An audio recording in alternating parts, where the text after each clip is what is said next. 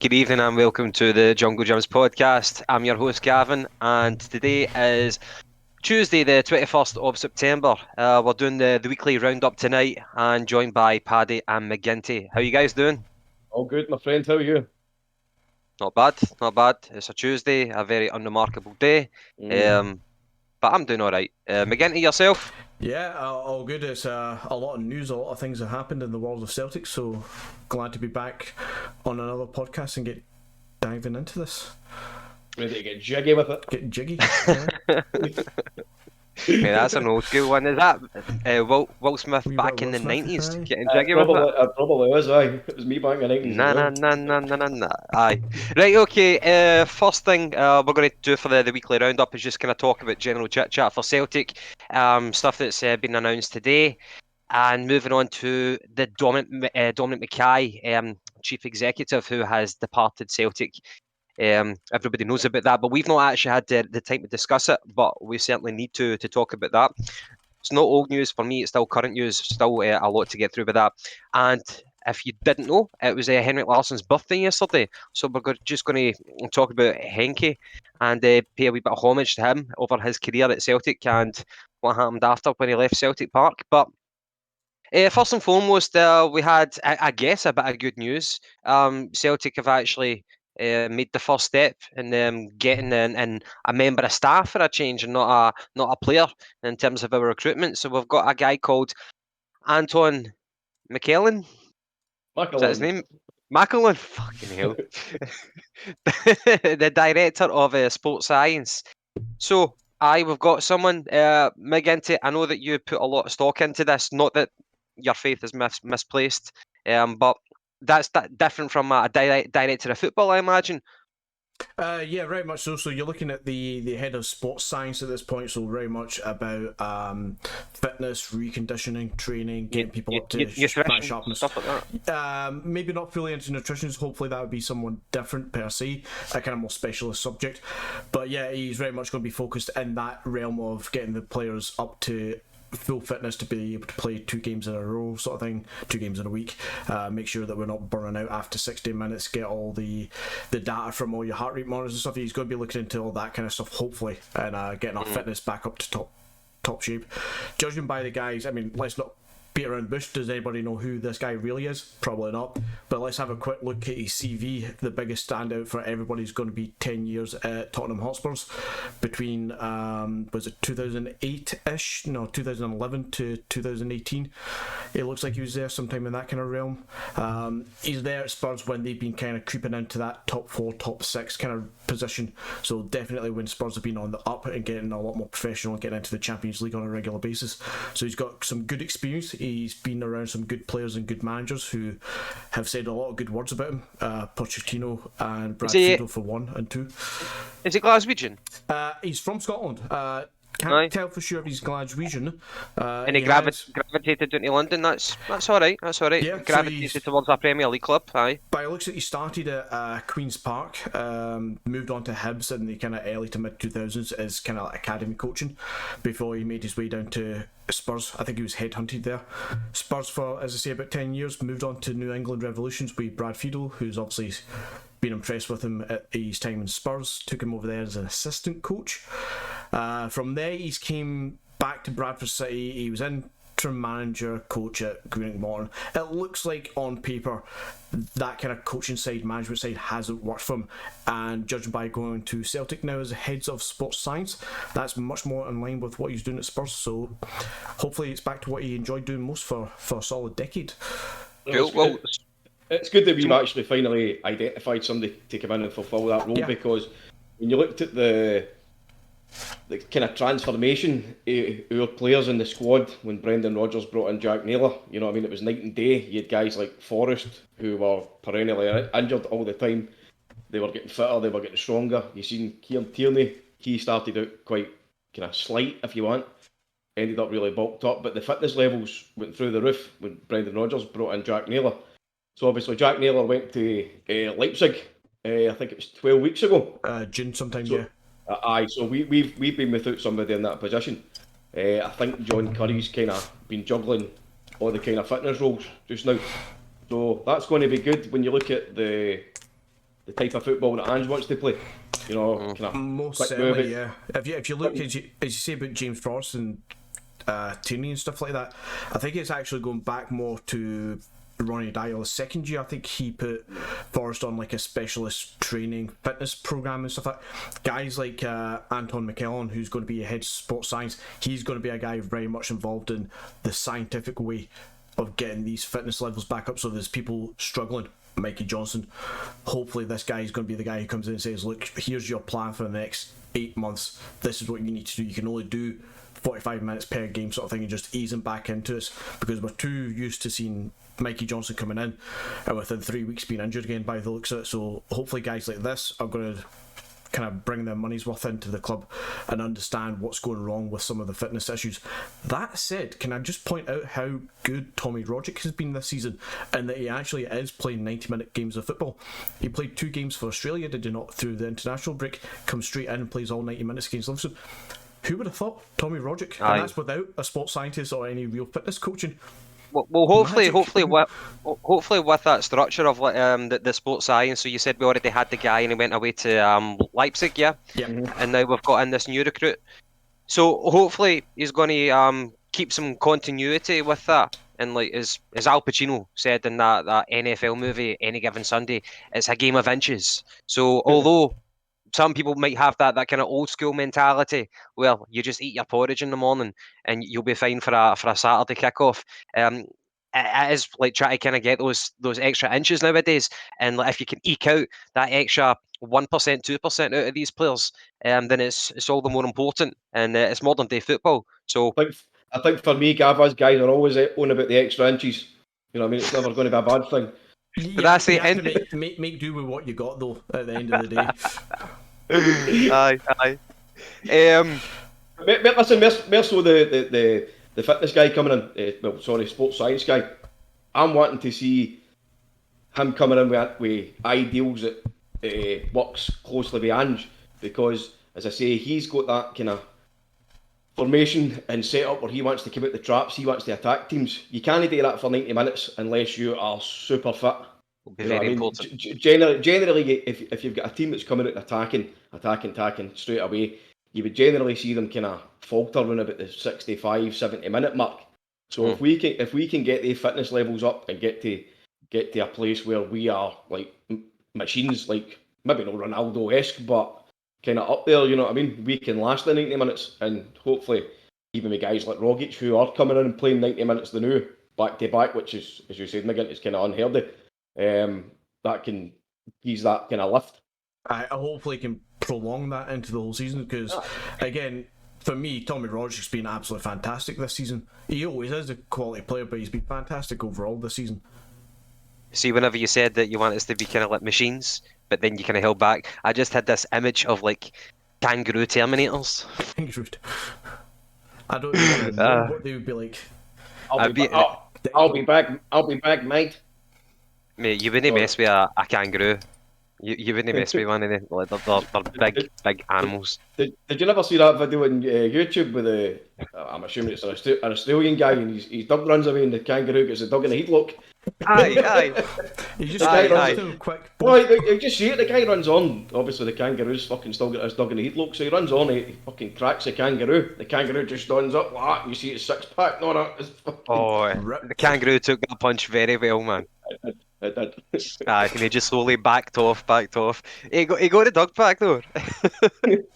Right. Anyway, sorry viewers. Apart from that, talking about Celtic recently, one of the news, Paddy, that you mentioned just before we hit record was that Greg Taylor, apart from that horrible wee selfie that he posted, he's out for 2 months now. That's a bit of a gutter, and we were talking about obviously Bolly Bolingoli getting what we thought might be a cameo appearance of the season, but he might actually feature more, and it puts more strain on Scales having to make an appearance. I know that Greg Taylor's not everybody's favourite, but you know, he has been the first choice at left back. McGinty, where does that leave us? So scarily enough, yes, Scales needs to step up and step in. He, as I said a couple of times, he's taken the number 5 shirt. you feel that must be confidence from himself, or at least from the coaching side, that he must be first team ready to some degree. And Montgomery, I forgot about Montgomery, pardon me. As well. I think it's a good chance for all three of them. Surprisingly, I don't think I'd ever say that about Bolingoli lately. To step in and make a mark. Bolingoli didn't do too bad the other day, to be fair. Nobody done great, but he didn't do too bad. But somebody needs to step up. I feel like it should be Scales. The fact that we've just signed and brought him in. Montgomery, for me, has that whole left wing to decide what he wants to do. Is he going to be a winger? Is he going to be a fullback? Is he going to attack more? Whatever. So there's options there for Montgomery, but I feel this is Scales' opportunity to stake a claim now. Aye, it's no very often whenever you've got four left backs possibly. So Greg Taylor's out. We've got Scales, we've got Bolly, and we've got Montgomery. Paddy, do you think with a youngster of Montgomery's ilk, Scales, who we've just brought in from Ireland, do you think Bolly will get another chance, or do you think he's eking towards the departure lounge? Well, he didn't do himself any injustices on Sunday. So you would imagine he's going to continue on there. But the main thing for me is, Taylor obviously posted that wee selfie, as you said. So he underwent shoulder surgery on Monday, and it's looking like he's going to be out for 2 months. So that's another body that we've got out to add to the injury list. Aye. Which is it's ever growing again, isn't it? So we're up to 7, 8, 9 players out in some capacity. It's ridiculous. And that's including players that still on the fit either. Do you know what I mean? But no, listen, Scales, I'd like to see him in, but I think the new, judging on Sunday's performance, Bolly's got to keep the jersey until times as he fucks up or somebody plays better.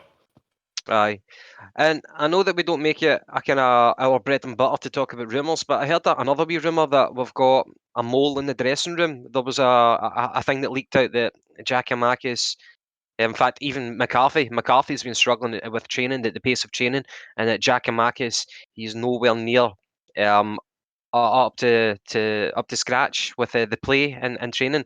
I've been hearing that there could be nothing to it, so I don't want to give it too much time. But we heard that we had a snitch in the dressing room last season. Any detectives in the podcast here who can actually narrow it down for me? Not detective to find out and who that would be. Obviously, let's all assume that it's not Scott Brown or anybody who left, if it's still going on. But just as you mentioned, Giakoumakis and the fact that he's not match fit, I was actually looking last week to find out what the hell's going on with him, because you come from Holland, they're 4 games into their season by the time he signs for Celtic at the end of the window there. The 4 games into their league campaign, he never featured once, from what I can tell from the lineups. So you're not suggesting he's the mole, are you? Surely no. However, what the fuck's the guy been doing? I mean, let's assume that the Dutch teams all went back to pre-season around about the same time that we did. They played 4 games in August. He didn't feature at all. How is this guy not match fit? What was he doing? To play devil's advocate, so he's 26 years old. He just got relegated, but he had the best season ever. This was probably the most pivotal stage in his career of securing a move to a big club. So if he got relegated in those first 4 games, then he would have been fucked. Just thinking, maybe. I know, but we don't sign him till the end of August, start of September. Pre-season started in July. What has he done for 2 months? Did he legitimately not go back to his club for 2 months? Don't know. Maybe he went back to Greece for some cheese or whatever. Do not know. Because we had similar with Ajeti last year. When he was saying apparently he was still in Italy or something. But that was still because of COVID starting the seasons later, so he was out. But at this point, I didn't even understand. I didn't see why he's not up to speed. Surely God, you could have mentioned something about more Greek, exciting than cheese. You know what I mean? They could have went for a kebab or something. Or hummus, kebab. I don't know. What were we talking about? Dom McKay? No yet. That's on the agenda, but no yet. Going to let McGinty off. I'm going to release the Kraken here. The annual financial report. Have you heard? McGinney, tell us about it. So apparently we've made an 11 million hold loss. on there, guys. Oh, for fuck's sake, he's like Shireen Nanjiani. He's like, Jackie Bird here, Jackie Bird for the news. he's like fucking Shireen Nanjiani with that paper. Right, I'll be honest, guys, I'm not going to sit and read through the entire report. I'm not going to sit and read through all the other guff that I don't know what I'm talking about with. We're not financial experts. All I can do, and all any of us can really do, is look at the big headlines, the revenue in, the expenditures going out. Are we in profit? Are we in loss? Are we going bust? Are we doing well? Sort of thing, black and red and that kind of crap. So the annual report results, financial crap came out today. It looks on the face of it quite quickly, 60.8 million was our revenue. We look to have made a loss before taxation of 11.5, year-end cash net of bank borrowings of 16.6, down from 18.2 last season. Does that mean money in bank or not? I'm not 100% sure. That wording throws me a little bit, so I'm not going to pretend I'm an expert on that. However, reading the figures quite quickly, I'm looking at the last few, which I have done research, guys. We're fine. Financially, we're fine. Clearly, revenue is going to be down. We're 3 years on Europa League at this point, so we're going to be down on what we had been 4 or 5 years ago, and obviously COVID plays a part. Let's not pretend that COVID doesn't. It's played a part. It's reducing our income. Did I see that we lost like 60 million revenue because of COVID? No, nowhere near 60 million. We're down to £60 million revenue. Is that what it is? Sorry, right. Our loss for COVID over the 2 seasons up to this point, sort of thing, is probably around about 11 to 13 million all in through the COVID thing. So we lost 2 to 4 games basically of completely no revenue from the curtailment of the season. And then last year we got all the season ticket money, full season ticket money last year. The only thing we lost out on was literally hot pies and Coca-Cola sales. Merchandise sales last year seemed to be through the roof. I've not seen it fully, but I heard somebody mentioned like £7 million plus and all that. So we're not going to get into that. That'd be because of the Adidas deal. So yeah, Adidas deal that's one thing. Sales were up. We all went out and bought the shirts last season. We all loved what we saw from Adidas and the club, and we all put money into it. So the only thing I really want to talk about as far as financial figures are concerned, for me, is looking at 60 million. If we assume 11 to 13, I'll allow it to be up to £15 million is what we've lost via COVID. You've got deep pockets if you're allowing that, mate. I am allowing it. I mean, Desmond has nothing on me. We allow that. We push up to 70 to 75 million. Could be the potential revenue of last season. With the increase of the Adidas sales and all the rest of the sponsorship deals, we're still down 30 odd million from where we could potentially be. And I say could potentially be because I'm looking back to seasons 16, 17, 17, 18 and 18, 19, the Brendan Rodgers years where we made the Champions League twice in a row and revenue went up to 90 million and 101.6 million back to back in those 2 years. It dropped again to 83.4, but again we went down to the Europa League that year. So getting in the Champions League does make a big difference. For reference point, the years before that when Ronnie Dyler was in and we closed one of the stands, down to 52 million for revenue. We're at 60 at this point. We're a lot closer to Ronnie Dyler's stage of finance than we are to Champions League Brendan Rodgers. And for me, the big take that I take from all this financially isn't that I know where the money's going. I don't care too much to find out. It's just the potential. We are potentially 30 to 40 million pounds short here. If we push the boat out a little bit more, if we do that whole speculate to accumulate, this club should be taking in 100 million a year revenue. Right, that was a COVID year, so everybody, exactly, that's why I started everybody would have been burned. Yeah. That's why I started it with saying between 11 and 13 up to 15 million pound over the 2 years is what COVID has caused us. We've just posted profits of posted revenue of 60 million this year. We'll add that whole entire 15 million, that's still up to 75. We're still short 25 million from the Champions League stuff. We're still not making what we really should as a club. We should be making more money. I'm not kidding on that COVID didn't play a part. Clearly it did. But that 60 million that's there is including the increase in the Adidas sales and all the season ticket money that they got. Full money from the fans last season and full money again this season with no knowledge that we're getting into the stadium when we bought tickets. They've got all the sales on all the shirts and all the rest of it, and they're now out of that. We're now got full stadiums again. We're going to get all the big money back, but we're still in the Europa League here. Next year, we're going to be dropping that again. I'd be surprised if that's over 60 million next year. Yeah. Based on what we're going to achieve this year. And Shireen, how do you think that affects the FTSE 100? It'll put us around about 98th in that FTSE 100, but we'll still be on a sound financial backing, and we are not going to bust anytime soon. To be honest, it's worthwhile that you point out. There might be people who are more financially minded, more than us. So it's hopefully that does resonate with some people. It's kind of an interesting comparison, though, that you make between this year and the Ronnie Dyler year, where obviously there was no COVID. Paddy, though, again, we're not completely financially minded, but do you think that Celtic did everything that they could last year to maximise profits? Like, for example, the Celtic TV thing. Well, people still paid money to get a season ticket, but they gave them the functionality to watch it on Celtic TV. But was there anything else that they could have done for the fans, or do you think they kind of maybe, like from a people's point of view, maybe not from a numbers point of view, do you think they kind of hung them out to dry? Could they have done anything more to engage with the fans in terms of give them value for money? Last season? Yeah.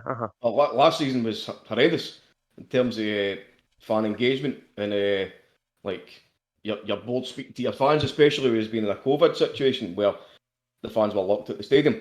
There was nothing. There was absolutely hee-haw, and especially when we got into the nitty-gritty of the season and we were going down to Swanee, it got worse. You know what I mean? You had fucking protests outside the stadium, whether people agree with that or no, but you can understand why people were so frustrated because you had no voice and you had no voice for the boardroom either. Nothing to tell us nothing. Aye. Well, was one of the things that the board did, or the Celtic did, was give them a voucher for like 50 quid to use in the superstore, something like that. Yeah, with the renewal season tickets and whatnot, yeah. Yeah. I'm just wondering, like, it did leave a really bad taste in everyone's mouth last year. A number of factors, the actual performance on the pitch, Neil Lennon's performance at times in the media, and obviously not being able to go to the game. So everybody was pissed off. Everybody in their granny was pissed off. I was just kind of wondering what Celtic as a club could have done to kind of just appease it, make it a little bit better. But we probably failed to an extent on a number of fronts. But you do try to kind of mitigate those losses. But here am I try to kind of talk as if I know what I'm talking Listen, about here. you can understand the perils that COVID gave us. You know, I mean, that's an unprecedented kind of situation. Nobody's ever been in that before. Celtic fans have never been in that situation before. The board's never been in that situation before. But where they let down last season was the engagement between board and fan, club and fan. You say that they gave us the Celtic TV for the season ticket holders. Now, I don't know of any single Celtic fan who was happy with the standard that they got. Nah. You know what I mean? I don't think I remember, not that I was counting, but it seemed like every single match day somebody had a fuck up. It was late getting on, the stream was dropping out, the quality was pish. People were paying £600 for a season ticket and you're getting a stream that was no better than $199. You know what I felt? You know who I felt sorry for? People, the older generation who are not tech savvy. They know how to pay for a season ticket. They know how to drive to the stadium and back, but they don't know how to operate it on their smart TV at home. I feel sorry for those people. I wonder if we had an IT helpline helping the fans out, before kickoff. But moving on from that, Dom McKay. So let's start with that. It was on the 11th of September that our new chief executive had resigned. So, 11th of September, Dom McKay, he steps down as the chief executive after 2 months, or to be precise, 71 days for apparently personal reasons. And what's happened is the director of legal and football affairs, Michael Nicholson, has now become the interim chief executive officer, and he's been with the club since like 2013. But let's kind of take a step back.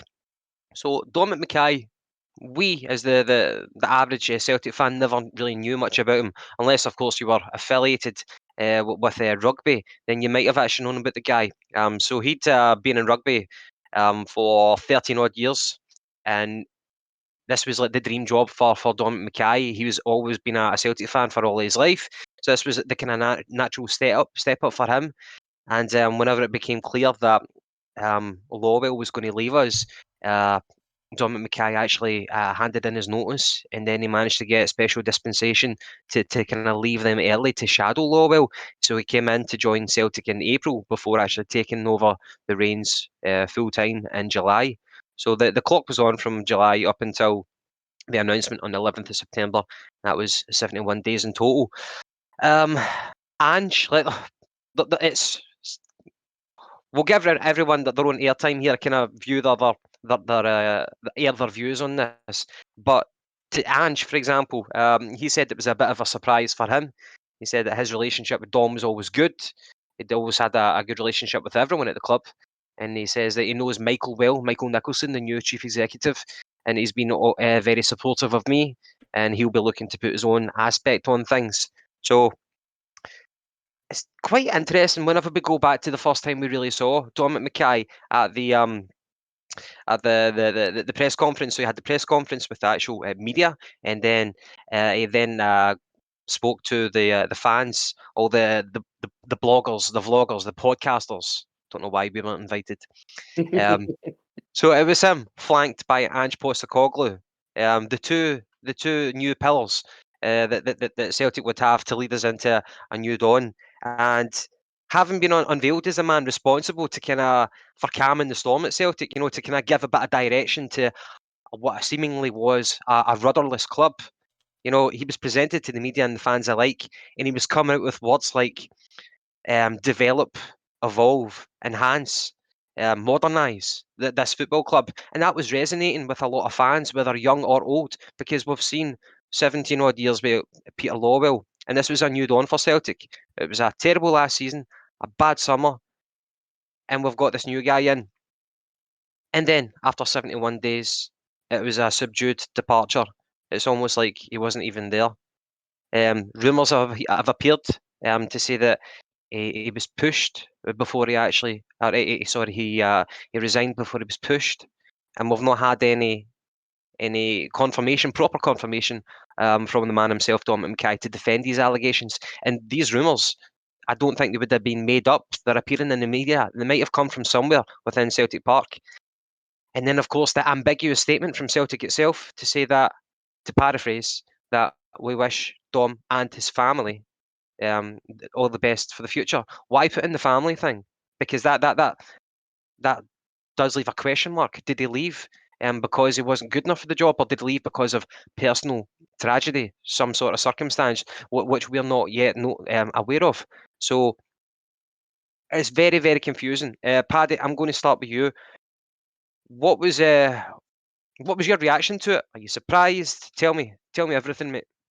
Shocked. I was in the middle of a job, and I got a notification up on my phone to say that Dom McKay was leaving. So I had to kind of double check it, and it was true. And just I had to stop what I was doing and kind of jump on and see what the social media was saying.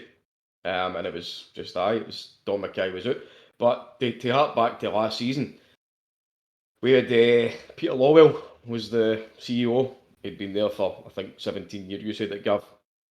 Very, very divisive figure at Celtic. You look at his numbers and some of the stuff that we've did in his charge, and looks pretty good on paper. But we all know situations and people's issues with Peter Lawwell, so I won't go too much into that. But when Peter Lawwell announced last season that he was stepping down or retiring, I believe it was, he says, for me, that was him taking the flak off of Neil Lennon at the time, who was still the Celtic manager, and pretty under the cosh for every single angle.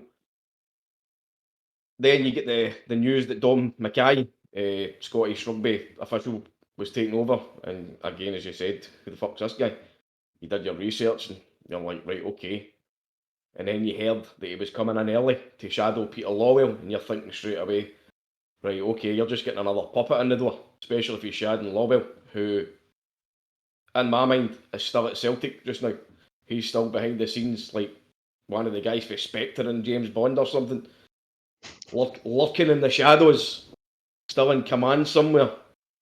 Would you have preferred, pardon me for interrupting, would you have preferred him not to have stepped foot in the door until Lawwell had left? I think that there is a bit of credibility to shadow someone for a position that high. I think that there is a bit of substance behind doing that. No, I do understand what you're saying there, but for me, I wanted Rudy Lawwell. I thought his time was up. I thought he was in far too much control.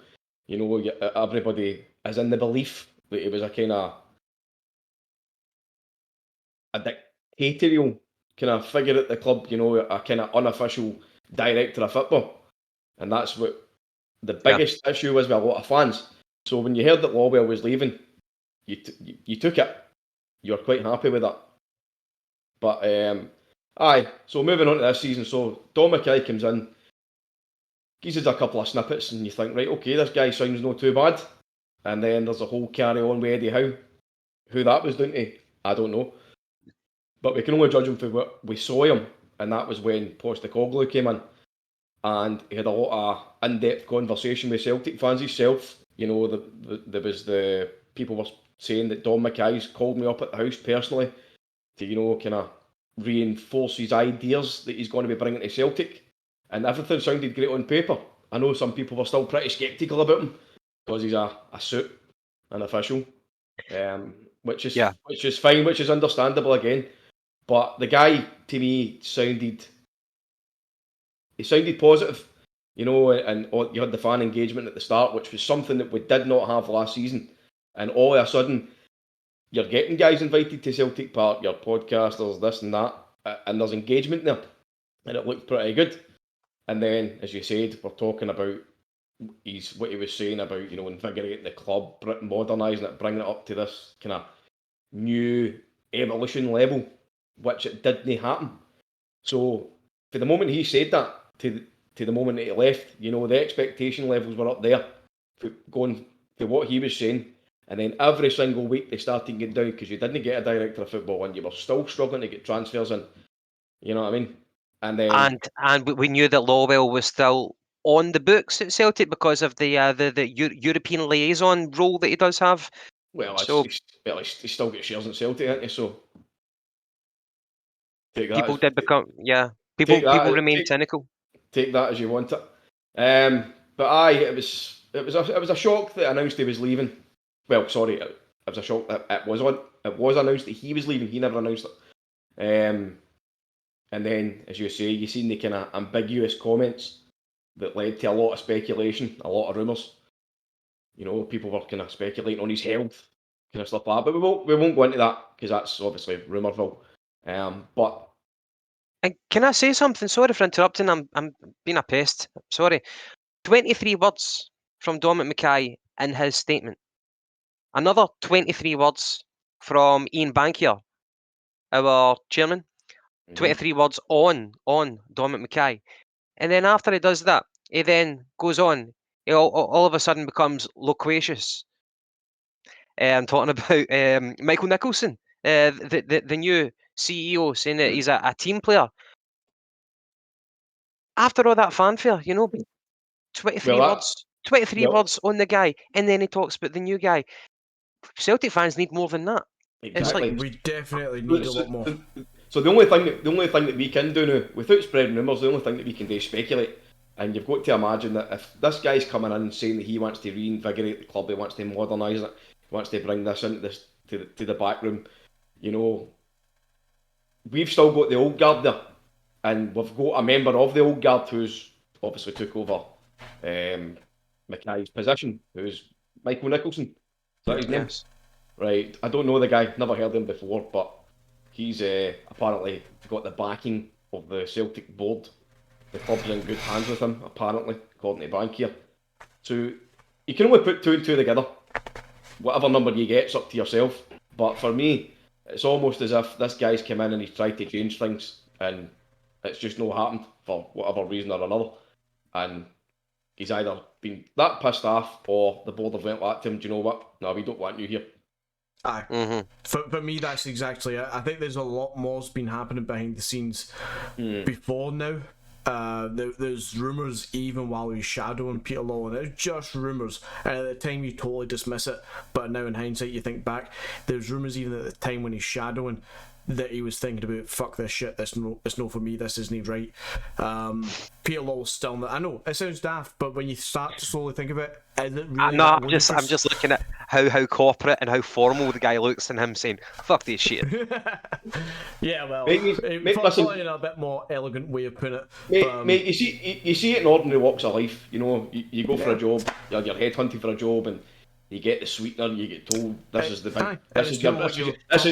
your big chance, this is your big job, and you go in there with bright ideas, and you think, right, that's great, I'm going to put my own stamp on the mark, I'm going to do this, I've got all these ideas, and you get there, and you're just fucking, your head's up against a brick wall straight away, because every single time you try to put in change, it's just like, no, it's not happening, can't do that. Or we can only take Dom McKay at his word and what we saw of him in the brief time that he was here. We don't have any previous knowledge of him. We don't know exactly if he's a charlatan or if he's an honest man or whatever. We can't make that opinion. We don't know enough about him. However, for me, we do know enough about the current PLC, this board. We've known about Peter Law for 17 years. We've known Desmond for every bit as long, if not longer. Michael Nicholson, 8 years in the club. Was it Tom Allison or rest of it, 10 years, 11 years? We know what this bankier, God knows how many years he's been here. We know the history of this board. We know how this board acts with players, with managers, coaches. We know how they treat the fans. We know the secrecy that they try and keep everything in-house and don't let anything leak out. They try and be very private, but we know they're very, very hard to deal with, be it from internal sources or external sources.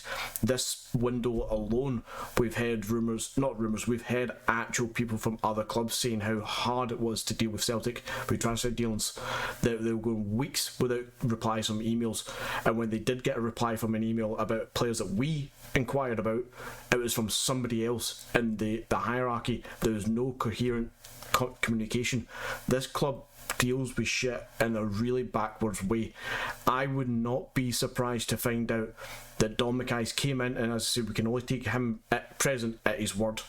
That he's came in, tried to modernise the club, tried to look to the bigger picture, the director of football, the restructuring that we all wanted and dreamed about. He would have been sold on that by the board. The board would have been sold on it by him, but it looks like they probably wanted him to shadow Peter Law and thought that everything would just be, say the good things, we'll do the odd couple of things, keep the fans on board as they usually try and do, sweeten the fans, get the money in, tell us to fuck off at the end of the day. And it's not worked that way. Dom's pushed too hard, but he's not got what he's wanted, and somewhere, be it the board or Dom, said enough's enough, and they've pulled the plug. The word choices you said there, Gavin, last thing I'll say on this one. The word choice from the statements from Bankier, especially about Michael Nicholson, it was words like very much a team player. Yeah. Almost in comparison to say that the last one wasn't a team player. So what team are we playing for here? Celtic Football Club or the PLC board here? It could be construed as that, or it could be just giving the guy a confidence booster to say this is why you've got the job, because you do put Celtic at the forefront of your work. It raises a few questions. Like, overall, Celtic, it's been revealed in the media that Peter Lawwell had dealings with Dom McKay before, when he was still at SRU. So the Celtic think tank, so whether it be Dermot Desmond, Ian Bankier, Peter Lawwell, maybe it was them three people, or a wider think tank who had sized up the candidates for this job for chief executive. Yeah, And sorry, but I mean, see, when you were talking about Lawwell had already had dealings with McKay, was the two of them not working together trying to get the fans back into the stadium? Obviously, at a certain point during the COVID. I never heard that detail, but you could be very right, because I'm sure that's what I read. The two of them had worked together. Was that they were trying to put in that kind of that idea that you could get so many fans back in. Aye. That would definitely make sense. That would be logical. Obviously, that get kiboshed with the Scottish government. Totally. Sturgeon taking you away. But so Celtic had obviously sized them up. They'd had long enough to look at them. They'd spent 13 years at SRU. So it brings into question was our judgment off? Like, did we have him down as a team player, or was he more of a rebel? You know, pushing against the kind of the structure that we have got, that's kind of held for so long, and he wanted to push against it. So, had we misjudged him, how do you explain that? Probably, and I'm going to be very much anti-PLC, anti-board here, but I think we've misjudged him massively. If he's came in and is perceived as a rebel, and I know we're not saying that exactly, but we're running with a hypothetical here. If he's perceived as the rebel to the board, wanting to do too much and change too much, then I'm on the Dom McKay side here, because if it's more of the same of the last 18 years, I don't want to see any more of this. I want to see what Dom McKay was telling us, the revolutions, the changes, the restructures, that I want to see the director of football come in that's not Gavin Strachan's da. But then there's a flip side to that as well. Now you're talking about Dom McKay being a rebel. If he was that much of a rebel, the board wouldn't have appointed him in the first place. They would have just gave this Nicholson guy the job. And like a true rebel, his media statement would have told exactly how it was. Yeah, exactly. If it was true. You were talking earlier, Gav, about McKay coming into shadow. So this guy Nicholson surely has been shadowing Lawwell, maybe unofficially shadowing him for 9 years. For 9 years. Well, he still had his own position, legal and football secretary or whatever. And Paddy, as you said, flip it on its side. There's two sides to every story. So we've heard the rumours, which is not the official side of the Celtic story, but it's the closest thing we've got to right now because we've not heard anything else. We've not heard Dom McKay. Dom McKay was in a good job for SRU for over a decade. He gets the job of his life. It's Rosie in the garden. The man's still young. He's what, mid-40s, I'd imagine. And then within 2 months, he's resigned. We've not heard his story yet, so we're clinging on to rumours, and it's a very, very interesting narrative in the media and for fans to debate about it, and that's what we're doing right now. But it's difficult to draw conclusions until you've heard the other side. Well, see just as you're talking about rumours, Gav, I'm assuming he's aware of the Irish blogger Phil McGillivray. Oh, aye. He's put a rumour up today that the... God, who is it? I'm going to put my hand up. I've not heard of the guy. I'm sorry. He's basically he's a blogger. Did a lot of thing about Sevco last season. They were talking about a guy called Philip Brown who was he was at Irish Rugby. He's just retired for there. So Phil McGillivan's put on his blog today that he's rumoured to be coming in as the new CEO. So my question is, how much connection and how much does you know of Diamond Desmond? Because that's the way to go. Well, it said there that he's a very good friend of Desmond, and that he get your money on him, and he might be bringing in the golfer Paul McGinley on the back onto the board. Why? But again, I don't know anything about Michael Nicholson, but again, that's just a rumour, like. But so the rumour is that the Irish CEO, the newly departed Irish CEO of rugby, is going to be coming across the sea to Parkhead. Is that? According to him, right. So the biggest football club in Scotland, the first winners in Britain of the European Cup and all the rest of this good stuff, football is going to be ran by a golfer and a rugby man. That makes sense. Yeah, we're on good things here.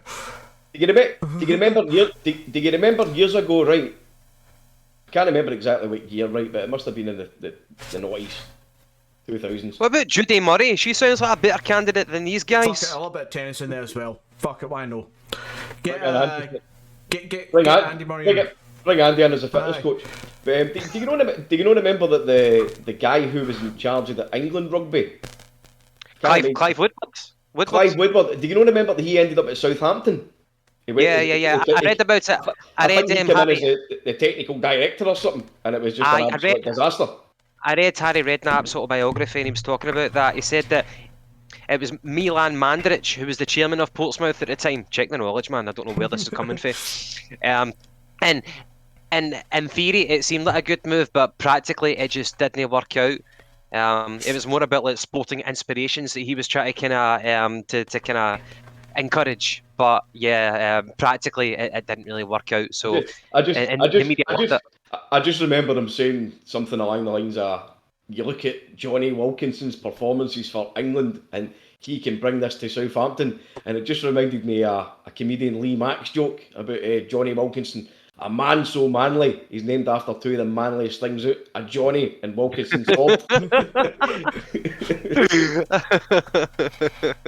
That's no bad, man. Massive tangent there. I always hate that. By the way, sorry to butt in, McGinty, just for our viewers in Australia and Los Angeles and all these guys who are turning up now, a Johnny's a kind of Scottish word for a condom, and a Wilkinson sword's a razor. Didn't put both together. No good idea. I'm always reminded. I hate. No, get Manscaped for that. That's the product Manscaped you want. 4.0 sponsors. Manscaped, brought to you by the Jungle Gyms. Nah, there's this comparison we always hear in football about a specific kind of player that you want, and instead of describing them in football terms, like we want an inverted wing back, full back, we want a poacher, target man, whatever, it comes to the kind of Callum McGregor rule. We want him to act like a quarterback, as if all of a sudden we all know what the fuck happens in American football. Describing a football rule to football fans as American football. That's quite commonplace. Why do we do that? I know more about football than American football. Yeah, American jargon now, like seeping into football. Yeah. Paddy, do you like these kind of Americanisms? You know what I hate, by the way? I know we're going off at a tangent. You're probably going to say the exact same thing that's hear me, but on you go, rattle away. see the Champions League, whenever they do half-time, they've started doing like these mad music things, I think. And like beforehand, they do these Super things. Bowl fucking half-time show. Yeah, I know we're going back to 1994 here, but when was it Diana Ross did that? I think that they're trying to do more things like that, trying to make it more American. And see Arsene Wenger, I'm definitely going off at a tangent right now. Arsene Wenger wanted to do the World Cup every 2 years. He can piss off. At one point, he was like he was flavour of the week in like English football with what he brought in the 90s, you know, continental football. And now look at him, he's selling his soul to FIFA. Mate, I would love that, a World Cup every 2 years, because then that means that we get to laugh at England every 2 years. We do, when they play in the fucking Euros. And when the Copa America happens, they get their equivalent of it for fucking Argentina. Mate, be careful what you wish for, they're getting closer and closer now.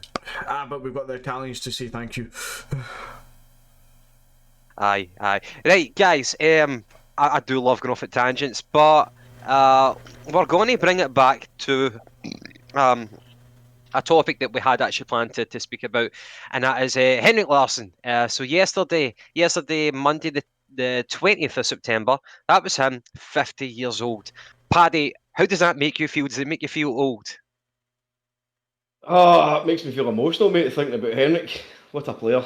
Kind of guys of your generation, you know what I mean? He's our kind of idol. You know what I mean? We never got to see guys like Jimmy Johnson and all these Kenny Dalglish. So Larson for us was that modern day icon, legend that we got to grow up watching. Never started out like that, obviously, but the way that he grew into such an iconic figure for the club was just incredible, and just a tremendous player. And I'm just so delighted that I got to see him growing up. And Privileged. I got to see him in the flesh. It's the same as we've got today. You know what I mean? There's loads of debates kind of on a daily basis. Who is better, Messi or Ronaldo? I used to get involved in all that with people when it got in, but see now, I don't care. There is a debate. I don't care who was the best. I'm just delighted that I got to see the two of them in their prime. And it's the same as with Larson.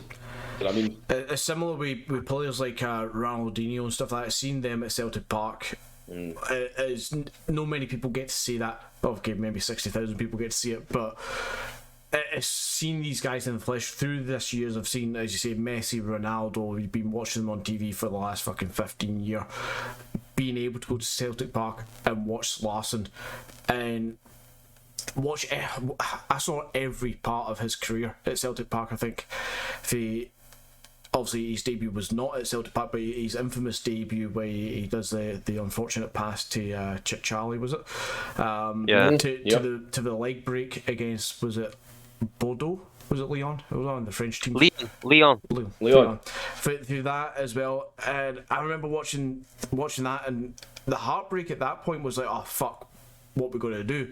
I remember always hearing it as a kid in school, people telling you that, oh, Celtic's a one man team, you're fucked without Larson sort of thing. But you had guys like Viduka who still came in and done a job. We won't touch on that too much. But his return, I remember being at the what's now the Lisbon Lions stand up in the top tier, watching his return. I want to say it was against Dundee United, but I'm probably lying. But his return, and I think he's still got about 7 or 8 goals in that season after his leg break. It was still like the second or third top goal scorer at Celtic, and he had a leg break for about fucking 8 months. Do you remember who replaced him when he broke his leg? Well, you had. Do you remember who was you had Aaron Jackson, but did Viduka not come in later on? That no, we signed somebody to replace him. I didn't recall who it would have been. Ian Wright. Ian Wright? Oh, fuck, so was I? Do you remember his first celebration, Ian Wright? The ostrich. It got dubbed the ostrich. The ostrich. What an amazing season that was, though. And the best part about that season was what happened the following season. That goal was unbelievable. Well, obviously, his first season was an iconic season.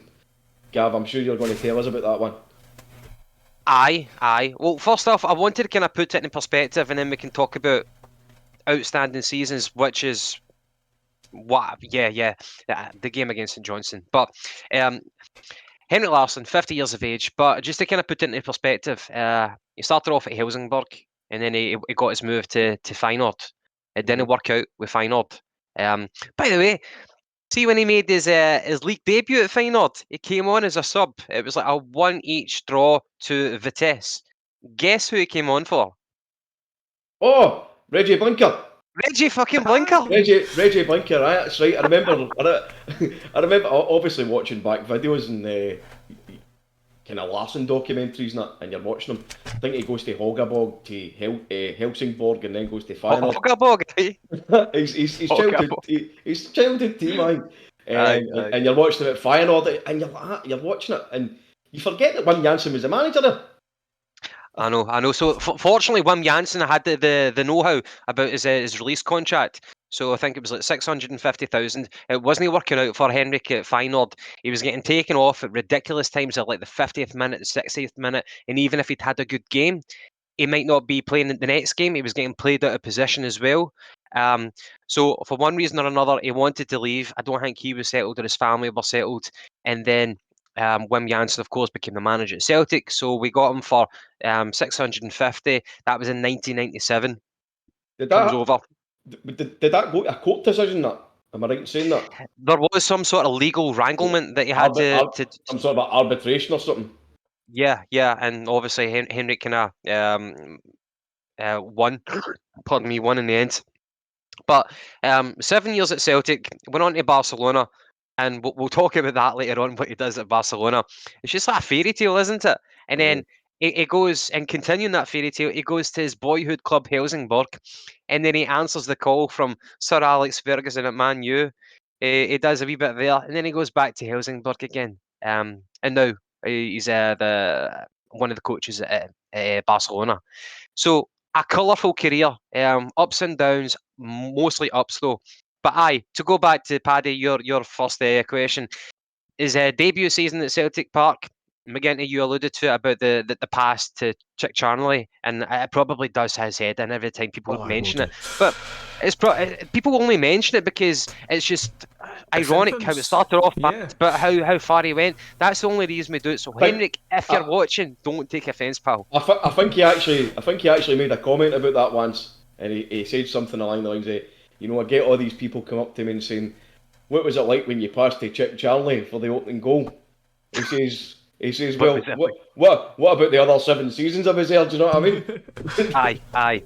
Well, for me, I was privileged enough to be at the St Johnstone game, the last game of the season. In fact, I was at the game before. My dad took me to Dunfermline, and we were in the Celtic end. And Simon Donnelly scored for Celtic, but near the end, Dunfermline managed to equalise. And well, that was the game that we were going to win the league, and we were stopping 10 in a row. Historical stuff, man. And we're looking forward to it. So we're thinking, right, having to wait another week.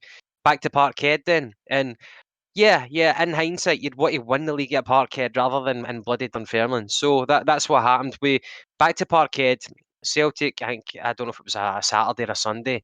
We win 2-0. Henrik Larsen, when he scored that curling effort from just outside the box, he cut in for the left on his right foot, put it around the keeper. A beautiful, beautiful, majestic goal. And then, funnily enough, Harold Bratback scores a second just to kind of put the icing on the cake. And that was one of the happiest moments in my childhood, getting onto the park, because after the whistle went for full time, the fans just started flooding onto the park, and I was with my mum, and she just said, right, own yourself, Gavin, and I had to dodge past the steward. He was standing there thinking he could dodge a wee kid at that point. I probably ran through his legs. I was that small at that point. Got into the park, and I found myself dancing with Stuart Kerr, the reserve Celtic goalkeeper for that. It was a magical time, and people were like ripping up wee bits of the turf from Celtic Park. Everybody was happy. It was beyond happy. They were euphoric. It was one of the happiest times of my childhood, one of the happiest times of any Celtic supporter having witnessed that. So for me, having seen Henrik do that, and it was ironic, he probably never appreciated how monumental that was. McGinty, your thoughts on that particular season, that moment? Oh, that season, the end in that game against St. John's CC, funnily enough, I remember it more for Bratback's goal more than anything else. I think at that point, Larson obviously wasn't cemented as an iconic legend of the club that he is now. So my memory is always the Bratback running down the side, cuts in, comes across the 18-yard box before he takes a shot. It was just fantastic to have that emotion. That's one of the first times you felt, as you said, euphoric. The emotions of winning that league title was one of the best as a young lad that you're ever going to feel. It was just a great moment, and I think it's from that day onwards is when you knew Larson, as much as you just said Bratback's the goal that I remember, you knew from that day on into the next season Larson was going to be something big at Celtic.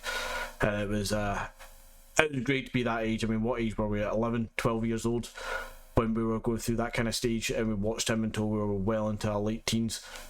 We remember this shit. This is a player that we lived and breathed as Celtic fans, as young lads, and we will always remember Larson, and it's something that I'm happy that I was a part of. Well, obviously the magnitude of that day in importance was that we stopped the 10. We stopped the mob for Ibrox winning 10 in a row. You know what I mean? So right away, guys like Larson and Bratback, they became... Oh, you became heroes as such. They became heroes. They weren't quite legends as such, but they obviously went down in the history books as the team that stopped the 10. But he just went stratospheric after that. Obviously, he had the season where he broke his leg, unfortunately, which is mental because he came back even stronger. He came back even stronger. How he came back. That season after the leg break was 53 goals I think he got in all competitions, 35 in the league. At that point, I think you needed like a goal and a half or something to get extra points in because you're playing Scottish football. That's right. He surpassed everybody in every other league. He well and truly deserved that Golden Boot award in was it 2001 when he won it. Superb for the club, superb for him. And I believe at that point your teams like Man United and Alex Ferguson, I think he tried to sign him a couple of times, and your Barcelona's all took note. The fact we held on to Larson for so long is a testament to the fans' love of him and his love of the club, which I'm sure he still speaks fondly of us. But as you alluded to and said earlier, Gavin, what a colourful career he had. He goes on to be a Barcelona player, and what does he do for Barcelona? He sets up the 2 fucking goals that wins in the Champions League.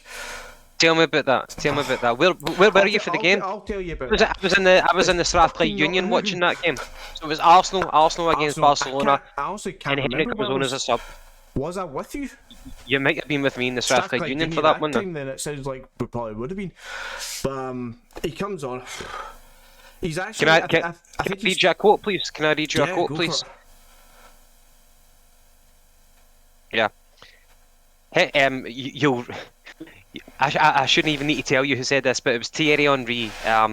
Fair play to the guy, a legend as well. So he was playing for the opposition Arsenal that game.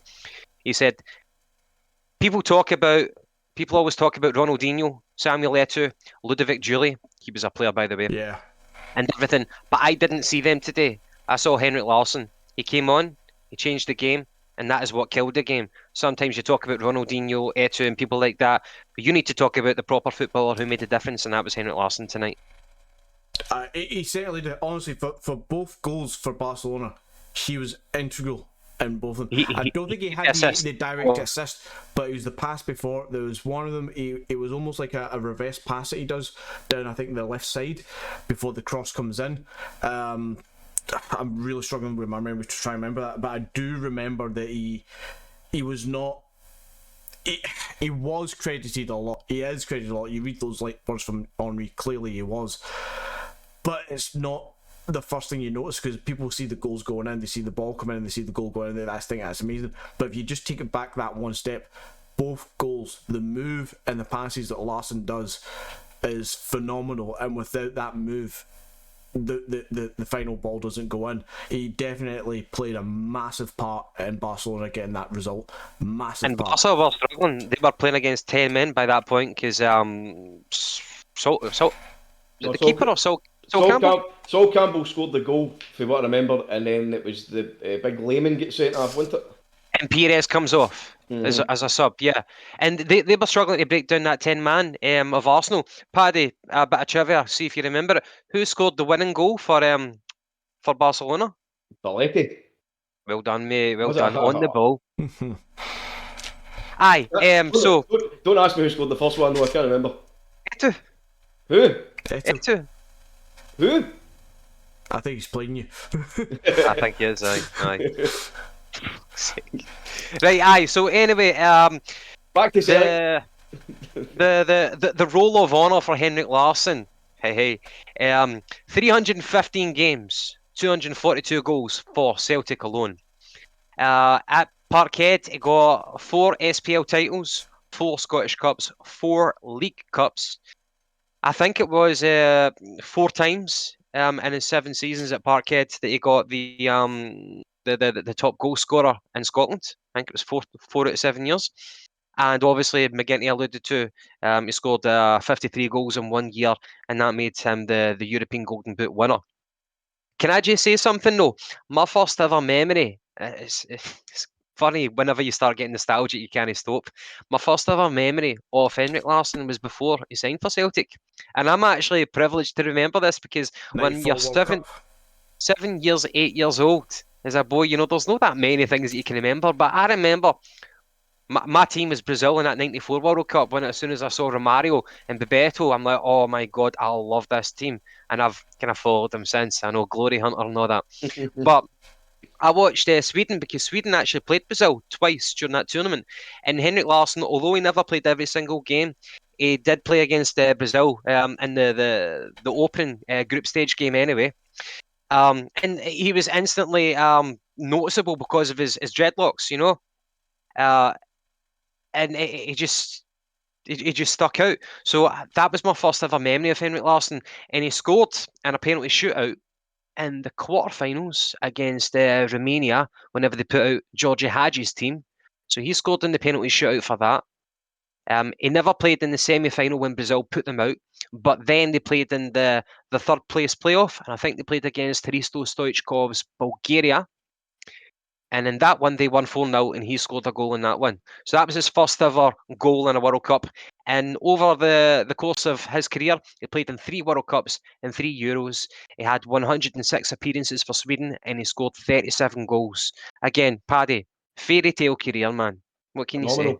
Phenomenal. Do you know who he scored the most goals against domestically? But what team he scored the most goals against? Tell me it's Rangers. Scotland. No, unfortunately, no. Tell me it's Hearts then. Who? Hearts. No. Fuck. No. This team always sticks out in my mind, right? Funny enough, it's for Wim Jansen, who was the manager that signed him for Celtic. Wim was Dutch, and he could not pronounce this team's name. Every time he was in the press, he tried to pronounce them, and he kept calling them Blumflumflin. What? Blumflumflin. Would that be Dunfermline? Yes. He scored 30 goals against Dunfermline. Really? Oh. So naturally he's hated down there. That's a lot. Who gives a Aye. Blumflumflin. So anytime I see Dunfermline now, I call them Blumflumflin. People are looking at me as if I'm mental. Paddy, sticking with yourself. Which teammate? So again, we don't need to kind of recap it for the viewers, but fuck it, I'm to a brief extent I will. We started off obviously in 1997 under Wim Jansen. He played under Venglos. He played under Barnes, and then again you spoke about it. Got the leg break. It comes back under Martin O'Neill, and he's like a Terminator at that point. Maybe not a kangaroo Terminator, but a Terminator nonetheless. And he does what three odd seasons with Martin O'Neill, I think. And then he leaves. Paddy, which teammate complimented him the most? Everybody that he played with at Celtic. What, like with comments or? What compliment? Not said, "Oh, you're a good player." No, stylistically, sorry, mate. Stylistically, who complimented him? All right, I thought somebody was whispering lots of sweet nothings in his ears or something.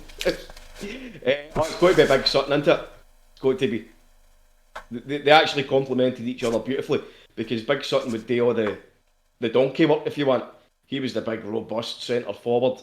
He would be winning the balls in the air. He would be kind of dragging defenders off. He would be leaving space open for Larson.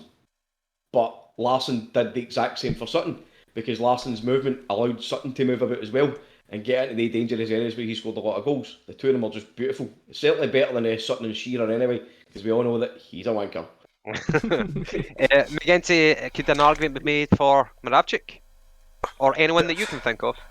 No, I'd have to say Sutton as well. You have to. I mean, you hear the real compliments that they give each other, especially Sutton to Larson, obviously.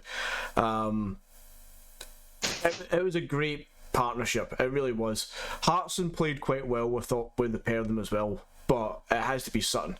Moravchik, fantastic player. One of my favourites in that era as well. But it wasn't a partnership with Larson at that time. You were still in the era of a traditional partnership up front, two strikers, little and large as such. And yeah, for me, definitely Sutton. By the way, see why you talk about little and large.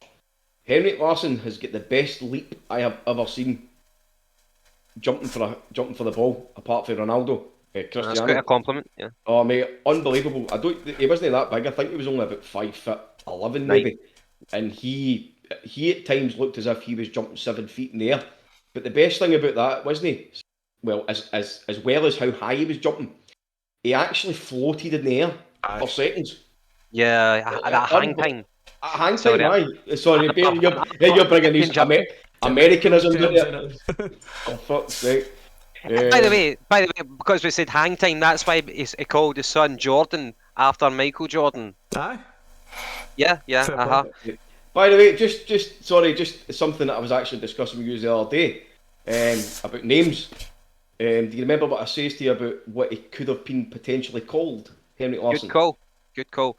I do remember, but tell the viewers please, because it's interesting. So his mother was Swedish and his father was... So basically Henrik's mother was Swedish and his father was from Cape Verde. And at that time, as what's been reported, that there was quite a bit of racism in Sweden. So rather than his dad didn't want him to face so much racism with him being kind of ethnic as well, that as most kids are called after their dad's surname, so he went ahead and allowed him to be named after his mother's surname, which was Larson. So he ended up called Henrik Larsen, but his dad was called Francisco de Roca. So there could have been a case that Henrik would have been called Henrik da Roca, which hasn't got the exact same kind of ring to it as Henrik Larsson has. Interesting. And here, by the way, kind of just touching on that about the racism in Sweden, and let's kind of be realistic. It happens the world over, and better in countries, worse in certain countries, in different times as well. But I read a brilliant biography or autobiography of Zlatan. I am Zlatan, and he speaks about it. His father was from Yugoslavia, and what it was like for him, not even as a black player, but a player with a foreign sounding name, and the shit that he had to go through in that particular society. So I know everyone's probably read footballers' autobiographies, but I would say that this is one of the most colourful ones. So for viewers who have got a bit of time, read that book. I would recommend it. But great anecdote though about Henrik's origins and how we could have been. How would we have sung that song? You know, oh, your name is Henrik Larsen. You know, we would have had to get a wee bit more creative with that anyway. McGinty, go on to yourself. So he goes on to Barcelona after he leaves us. Helsingborg, Man U, back to the British shores, and then he promises family that he would go back to Sweden. So he's a coach now. Fast forward a few years, he's got a son, Jordan Larson, who's a centre forward. He plays for Spartak Moscow. He continually gets linked to us. His son does, and even Henrik does as a manager. Would you like to see either of the Larsons come back to Parkhead, or do you think it's a legacy worth keeping as it is? It's very easy to say they keep it in the past, don't come back, don't ruin your legacy. Henrik specifically. I would specifically say that now. With the way that we operate as a board, as a club, to bring in a guy like Larson as a first team coach or even as a manager, I don't think he would get the backing that he would deserve to be a success at Celtic. No manager really has. Even when Rodgers started to get it, it got took away from him eventually. I think eventually it would end in, not disaster, but it would end on sour terms with Larson and the club, not per se the Larson and the fans. I would say just stay away. Keep the legacy as it is, enjoy his time at Barcelona. I don't know how well he's doing in terms of the coach and how fondly looked upon he is at Barcelona, but he's still there after a year and a half, so he must be doing something right. So stick in it, enjoy himself. It's a club he loves. He's happy there. I'm alright with that. As far as his son's concerned, Jordan, I reckon he's out of our price range now. I think he's doing quite well, is he not, for Spartak Moscow? And I dare say the money that we would have to pay to get him would be quite large. And considering everybody in the Dug will know that the connection of Larson to Celtic, and if we were truly interested, I think clubs would know you can make us pay more money if we really wanted him. I think we would push it. So I don't think financially it would be a great idea. I don't think he got a sniff for Sweden in the Euros.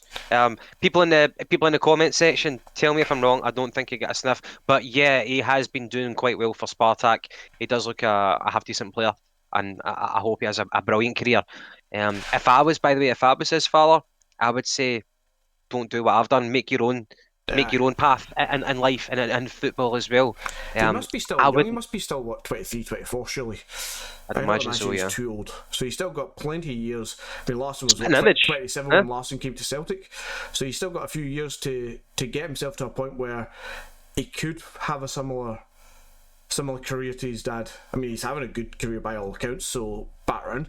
But he can still find that club that he truly falls in love with and could truly step up to new levels if he's got it. Well, she's just harking back to his dad, right? We've not really spoke about it too much, but the Martin O'Neill coming in as Celtic manager was just a marriage made in heaven for everybody at the club. You had guys like Larson, elevating up to these amazing levels. Guys like Petrov coming on to games. Got guys like that, and then he brought his 8 guys in, and they all just linked up so well together. First season, they get a treble. Next season wasn't great. Celtic won a treble first season. Next season wasn't great. But the pinnacle of Martin O'Neill's season was the UEFA Cup final. And how good Larson was in that entire run. But the final is where Larson kind of stepped up to the plate on the biggest stage for Celtic. You know, Even in the semi-final, that goal against Boa Vista, 10 minutes for time. Boa Oh my Vista, Boa God! Vista. It was so nervous, that semi-final, and then, as always, wee Henker stepped up to the plate. I think it was a kind of scuffed shot, a wee touch of deflection, but nevertheless, got us to the final. Absolutely brilliant. It gave so many Celtic supporters such amazing memories going to Seville, and then you get to the final. We play amazingly against Mourinho's cheats of Porto. Larson scores 2 incredible headers, jumping back to the hang time, as you were calling it. Phenomenal headers. As we all know, Celtic supporters, it just wasn't to be that night.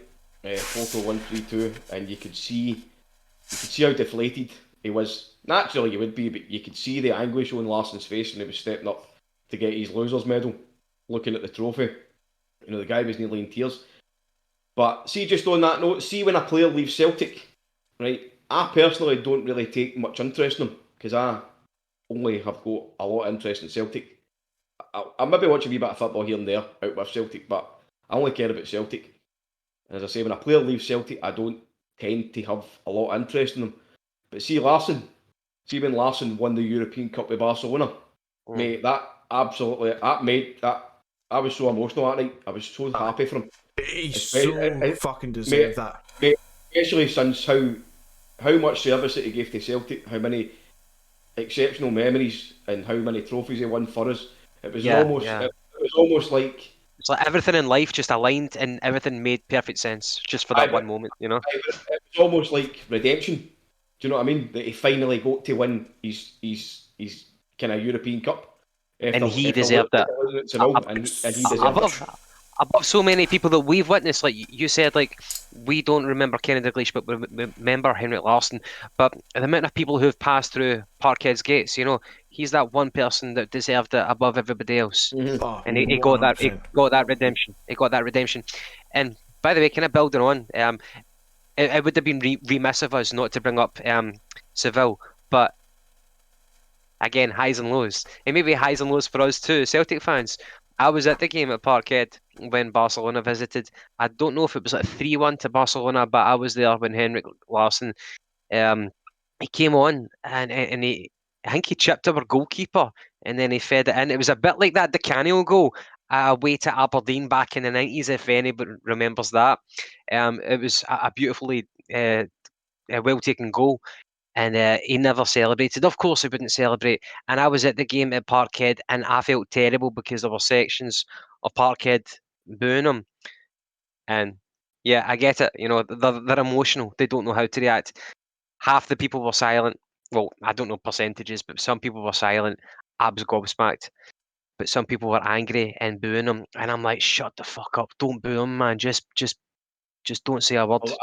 I was there and all, Gavin. I do remember a few kind of boos coming out, but they were more kind of sarcastic boos. Do you know what I mean? It wasn't like the usual boo that you'd aim at a player. It was kind of like a jokey kind of boo. But if there was people there booing that night, they're just fucking plunkers. Aye. Well, again, that was, you can't keep a good man down, and that's what he was doing. He was playing for Barcelona at that point, the best team in the land, the most entertaining, and he got to play with Xavi, Iniesta, Messi for a period. You know, you can't make it up. An absolute fairy tale. Guys, obviously, the legend of our generation. And you just kind of feel sorry for people who were maybe a wee bit too young to remember him, but we were there for him in his prime. We were there before, we were there after. We got to see him, you know, the highs and lows. We saw everything amazing. But before we finish up in Henrik Larsson and kind of round up tonight's episode, McGinty, any final thoughts on Henrik? Yes, actually, it's kind of about Henrik and not about Henrik. Try and tie it back into present day Celtic. Sounds like a teaser. Well, no, not really. Just hopeful, dreaming of the future, shall we say. The fanfare and the emotions of Larson leaving Celtic was something that I've never felt or seen for another player at Celtic. You saw good emotion in Barcelona when Larson left there as well. All the players celebrated him. You saw great emotions when Iniesta left, Xavi left, Messi obviously in different circumstances, how he left, it was very emotional. You saw it in these press conferences and whatnot. That level of emotion and connection with your club, you saw the exact same thing when Kyogo left Kobe from Japan this summer. And you know what you're going to say, I'm not comparing Kyogo to Larson. However, he's 27 as well, and he just signed for Celtic, and he's been loved by a club. You never know. I know. He's not Larson. We can't compare anybody to Larson. Nobody's going to replace Larson in any capacity for how he connects with the fans. I'm going to probably regret... There's hope of a great player in Kyogo. I'm probably going to regret saying this, but do you remember as a wee guy, because we're all the same age, do you remember the first time you watched Braveheart as a kid and William Wallace died and you had that lump in your throat? Aye. And like, you didn't cry, but my God, man, you were on the verge of crying. That's the closest I could describe how it was for Henrik Larsson's final game at Parkhead whenever he went off crying. Yeah, I didn't even. I cried when Larson left. I didn't even cry that much at my granny's funeral. No, I'm only kidding. I thought you were going to say you hadn't seen Braveheart. I'm like, oh, well, that's me. I'm joking. I'm absolutely joking. But no, I still get kind of teary-eyed when I watch kind of Larson documentaries now, and takes me back. And you know, just think about it. It was just a once in a generation player. And as I said earlier, I'm just so happy and so thankful that I grew up in that generation where we got to watch him. You know what I mean? Aye. And we'll be telling our wains like, oh, this was Henrik Larsson, and you know, it's going to get to their generation. They're going to be saying, oh, this was Ball and Golly. Kyle, fuck off, mate. See another perspective to anybody who's watching who doesn't really appreciate what it was to watch Henrik Larsson, like for people in Australia or whatever, because we know we've got a few followers there. Shout out to them. But I was at a wedding, a Catholic wedding back in the noughties, and it was after Henrik had left us, and they were singing the hymn, sing Hosanna to the King of Kings, and all the guys were singing, Henrik Larsson is the King of Kings. I don't know any of the words. That is the words to that hymn. Yeah, you're just gonna keep repeating it, I think. Yeah. But that's what it was like total disregard to the ceremony in our church, and we were just like, you know, plugging our favourite football player for Celtic. Aye, guys, we're going to have to wrap it up with Henrik because we could be on for another 2 hours, man. He was definitely the King of Kings. He was a magnificent seven. He was Henrik Larsson. He's just an absolute legend. Mm-hmm. As much as but apparently Chris Boyd's got more goals than him. He's a better player. Well, that's like a debate between Ronaldo and Messi, isn't it? Was there no one point that Henrik Larsson scored more goals against Celtic than Chris Boyd did? Yeah, let's put it in perspective. Chris Boyd was it 1 goal against Celtic in his entire... eventually got a goal against us. By the way, I'm so sorry that I actually led this conversation on to Chris Boyd. I do apologise. Bastard. Right. Anyway. Back to Celtic. Okay, fixtures and when you can expect to see the Jungle Gyms next. The next game that we've got, we're at home, Parkhead, Celtic against Wraith Rovers. It's a League Cup quarter-final. The Premier Sports League Cup quarter-final. Let's get it right. Quite a sexy name, sexier than the Conference League anyway. Where can we see that, yeah? Where can we see it? Well, I bloody well hope so. I'll be at the game anyway. So Thursday, the 25th of September, 7:45 UK time for anyone watching from Australia or America. So looking forward to that one. Paddy McGinty, do you think they'll? I was about to say, do you think we'll rest anyone? But we can't rest anyone. We're all injured. We need to play who we've got. Who's available, and we must fucking win. At this point, the next few games coming up are. On paper, there's some tough ones. You've got your Motherwell, your Aberdeen, and we'll get but we need to start Wraith Rovers. We'll get Dundee United at home. That's the weekend game, Sunday, 26th of September, 3 o'clock kickoff. That's at Parkhead. And then next week, midweek, we've got Celtic at home to Bayer pardon me, Bayer Leverkusen. Thursday, the 30th of September, 8 o'clock kickoff. So that's who we've got. Wraith Rovers, Dundee United, 3 home games. You know, I don't expect much from the Bayern Leverkusen game, mind you, but we definitely domestically we need to start getting wins recorded, and we need to go on a run here because it would be nice. Even though we've got 7-8 players out just now, we need things to start clicking into place. We need to start going on a run form here, or else we're gonna get to a situation in the next few weeks that we don't want to be in. We want to be positive here. Aye, it needs to start clicking into place better than Greg Taylor's shoulder anyway, because that has not been clicking into place the past couple of weeks.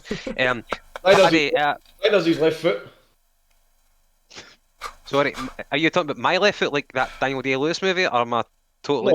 No, Greg Taylor's left foot's not been clicking into place either. True, mate. Very true. Daniel Day-Lewis? Daniel Day-Lewis. He got an Oscar for that movie, My Left Foot. Have you not seen it? The fuck's that going to be Greg Taylor? I know you were talking about left foot. I mate. Been drinking on an empty stomach. And by the way, there's an upcoming biography, and Daniel Day-Lewis is going to be playing Henrik Larsen. Sure. Man, No, Jinky Gale do that. He's good for accents though. He's a method actor, so he'd probably play for Celtic for a bit before he actually did that. Can't he be any worse than fucking some of the players we have? Aye, probably better. Aye, there's been a few bad football movies. Definitely could do a better job than Anthony Ralston. Ho, mate. I'm kidding, Anthony, I'm kidding. You need to get yourself to confession for that one. Right, anyway, guys, brilliant. A weekly roundup, it's always fun, kind of going off script. So, to the viewers, we'll be back on, Friday night for a post-match review of Celtic and Wraith Rovers. But I hope you've enjoyed it tonight. Please hit the like button, please hit the subscribe button, and if you want to share it with people, then fucking do so. Leave a comment as well. We've talked about a lot of stuff tonight, so tell us about your greatest memories of Henrik Larsson, and anything that you agree or disagree, or any rumours that you've got to add to the mill about Dom McKay. We love a good rumour mill. But aye, from myself, McGinty, Paddy, it's been an absolute pleasure.